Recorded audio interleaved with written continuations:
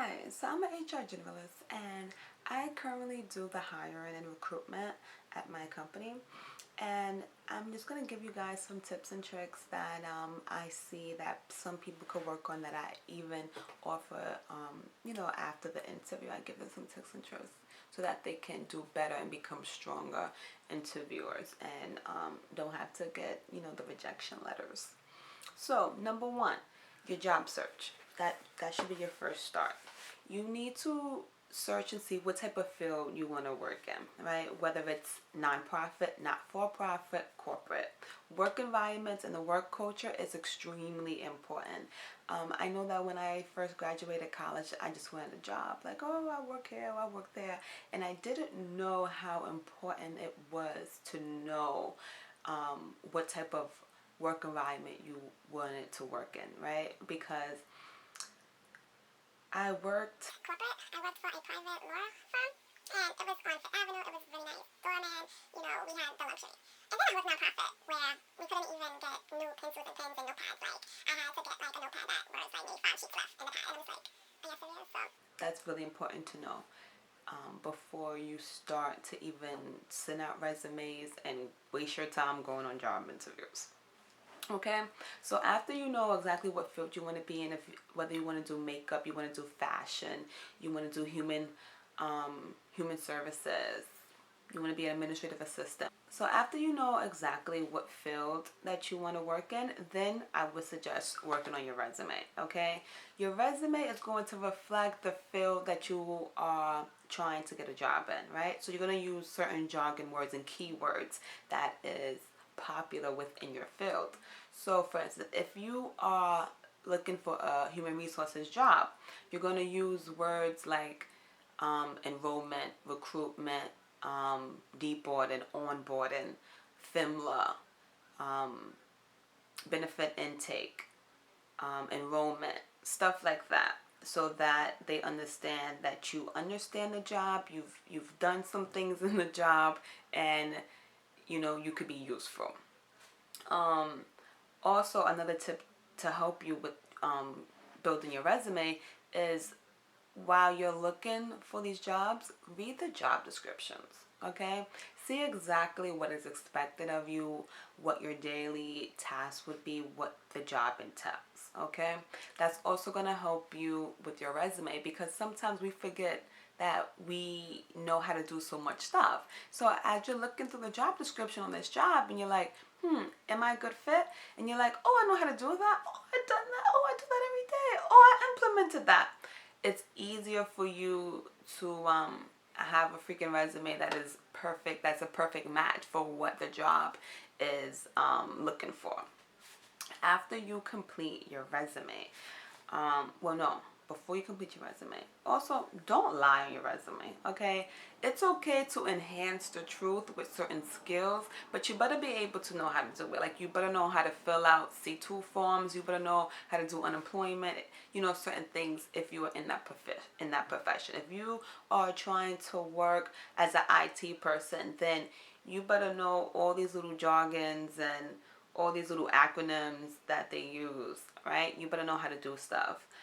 You better know how to troubleshoot. You better know how to at least link a printer to a computer. Like, you better know how to do some stuff, because that's going to be expected of you, and they will be asking you questions on the interview to ensure that you are not falsifying any type of information on your resume. Also, the length of service. Okay, sometimes people like to stretch how long they've been working at a job because they don't want to have gaps. It depends on the job, the company that you are applying for. Because if they are going to do extensive reference checks, then they're going to know that you're lying. Okay, so if you say you work someplace for 3 years straight and you only was there for 3 months, we're going to know. It's going to come back to us. We're going to say, 3 months, 3 years. And we're going to have to reconsider, like, do we want this person? Like, they're lying. Like, they're a liar. And you sat in this interview with me and you lied. So be mindful of that. Depending on the job, you could finesse. But don't tell nobody. But if you're going to be working for corporate, they're definitely going to be reviewing thoroughly everything you say on your resume. Qualifications. Don't be so turned away, like turned off, discouraged. If you see something that says like you have to have a bachelor's degree and 10 years experience, still apply. If you think that you're a good fit, apply and write a stellar cover letter. Okay, so this now I'm going to move forward with cover letters. Your cover letter is going to be about all the great things you've done. It's going to highlight how amazing you are and persuade them why they should hire you. Now, if you have extensive amount of years of experience, or not even if it's extensive, if you have experience in the field, then okay, it's easy. It's an easy breezy cover letter. And you're gonna highlight what you've done in that field to get you where you are and why you wanna and how you would help them if hired. So that's a good thing. If you are doing a career change and you have never done this before, then you are going to highlight the skills that you do have and why and how they are transferable skills, right? So if you worked in the bank before, customer service, and now you want to transition into, let's say, human resources, you're going to highlight how you have interpersonal skills. You're going to highlight how you have good customer service, how you can deal with how you can deal with people from multiple backgrounds, right? How you have the ability to interact with people from multiple backgrounds, and how you're very diverse, right? How you have irate customers and how you're able to de-escalate the situation. The same thing with human resources. You have to be an advocate for the company as well as be an advocate for your employees. So you have to have that happy medium of knowing how to talk to your employees and make them feel confident after they leave your office with a problem. Like, you have to be solution oriented, right? So that's what you're gonna put and highlight in your cover letter. After you have your cover letter and your resume and you know exactly where you're gonna send all this stuff to, you are gonna send them out. Okay, you're gonna apply to everything. If they ask for a cover letter, you're gonna provide a cover letter. If they ask for you to send it in PDF, you're gonna do just that. You're gonna follow instructions. Okay. Now let's say you get the call, right? You get the email, you get the phone call, they phone screen you. Phone screening is really important too. Nowadays they do a lot of phone screening to prevent wasting time. Like, I phone screen a lot of people before they come into the office because I want to know from jump, are you a driver? Do you have X amount of experience? Do you know how to do X amount of things? Whatever I'm looking for, I want to know that you have, so that when we're in the interview, I'm not like, oh, you don't have that, oh, you can't do that, oh, you've never done that. Then it's just a waste of my time, and it's a waste of your time, And when I was looking for a job and I was in search for employment, I used to hate going to job interviews and nobody had reviewed my resume and wasted my time. It's like, did you not read my resume before I came here? That's one thing about me. I hate wasting time. Time is the only thing you can't get back. So I respect people's time. And that's just annoying. Okay. So just be mindful of that. Damn, now I forgot what I was talking about.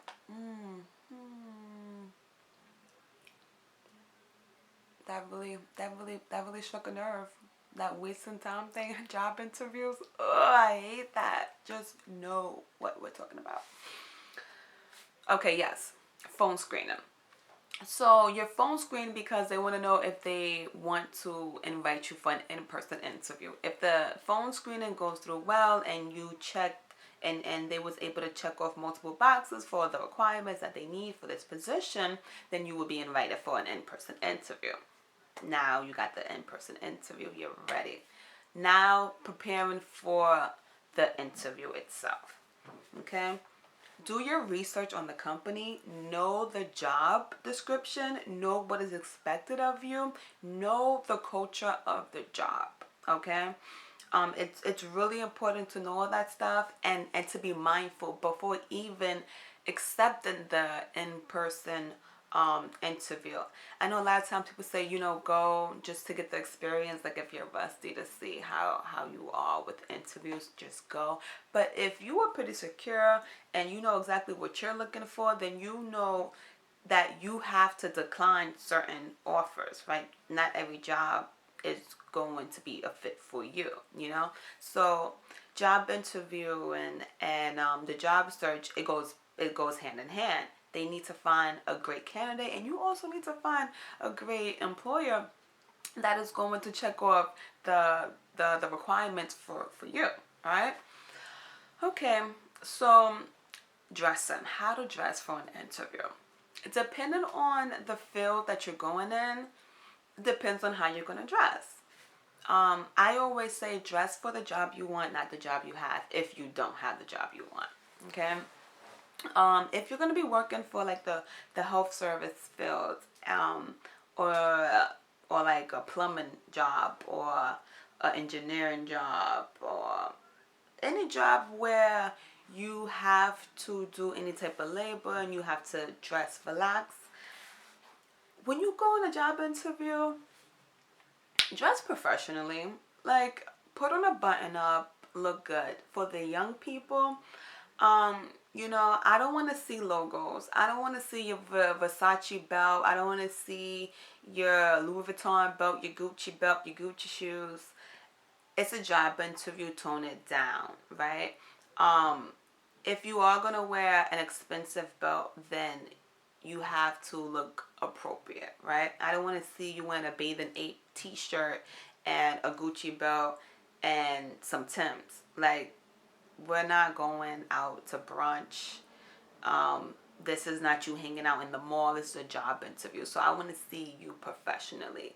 Although you may, although your day-to-day job will entail you wearing jeans and sneakers, that's completely different than how you present yourself in a job interview. You understand? As HR, I would tell you the dress code after you're hired, but during the hiring process, you should come to the job looking professionally. Unless you are in the fashion field and you're trying to work for Topshop, Neiman Marcus, Forever 21, then I don't really care about your personal style. I need you to execute a job. I need you to do it efficiently. So I need you to come prepared, and I need you to be coming professionally. A lot of times I see in certain fields, people think, oh, I'm just gonna be wearing sweats anyway, or I don't get paid that much anyway, so I can just throw on a freaking tracksuit and wear 1,000 chains and 1,000 earrings and just go on the job interview. No, it's not acceptable. Also, women with the makeup, tone it down. Sometimes I see a lot of women, I be interviewing them, and they just got a whole bunch of makeup. And it's not even like good makeup. It's not even like, oh girl, your face be, what contour is that? What highlight is that? No, it's like, yikes. Like, you want to tone it down and be professional.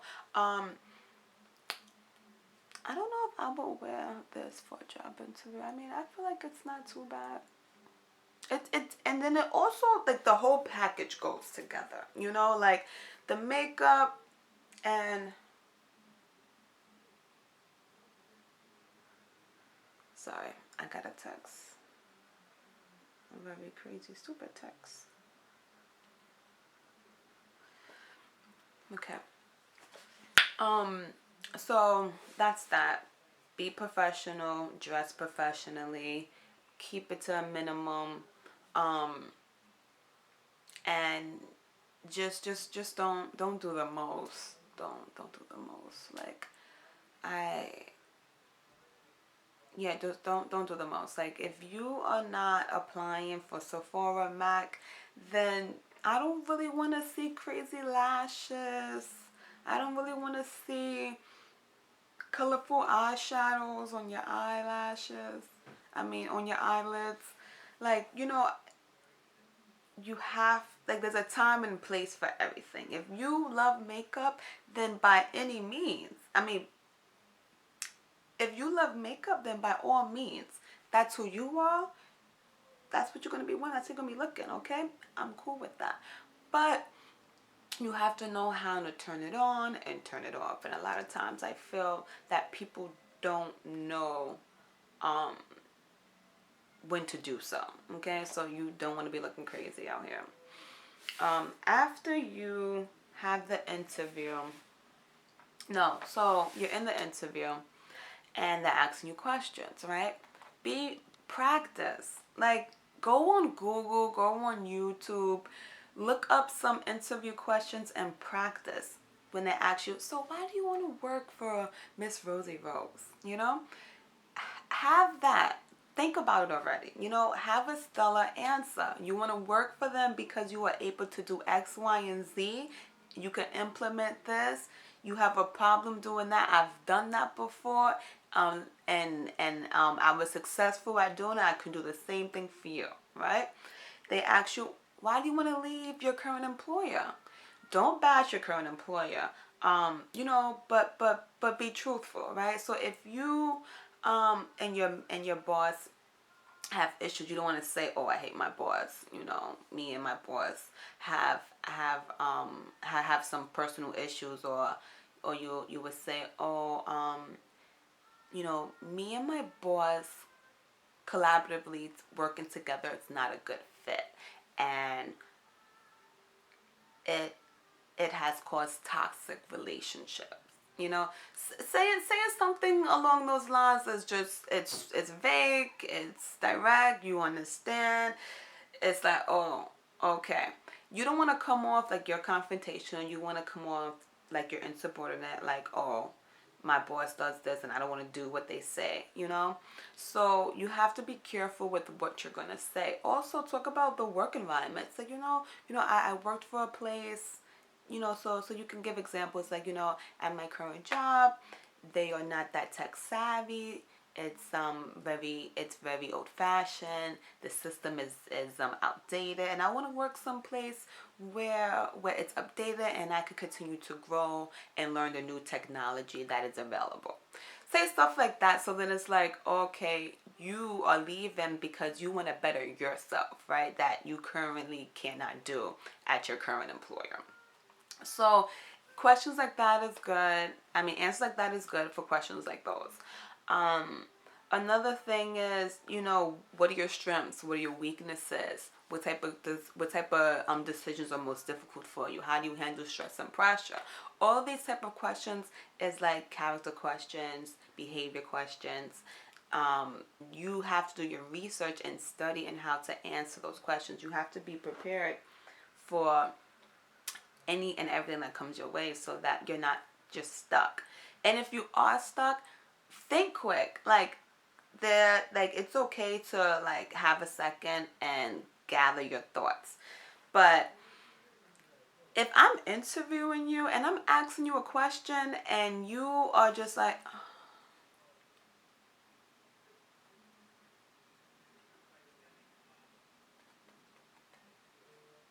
I don't know.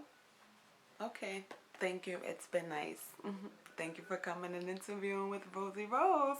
Have a nice day. You will hear back from me within 7 business days. Okay, you're getting out. Bye. You're wasting my time and you're not prepared. Okay. What you don't want to do is be unprepared. Okay. You want to be able to answer questions successfully. You don't want to seem like you're unprepared. Like, you want to go in there very prepared with multiple resumes to give out, because you don't know how many people's going to interview you, right? And you're going to want to be able to answer questions like, okay, this is what it is, this is what it's not, and that's it. So clearly I got distracted and forgot to say goodbye to you guys, but I first would like to thank you guys for watching, and let me know if you like this by liking this and subscribing, and also leaving comments below so that I know that you want me to continue to make content like this. Alright, once again, thank you and see you in my next video. Bye.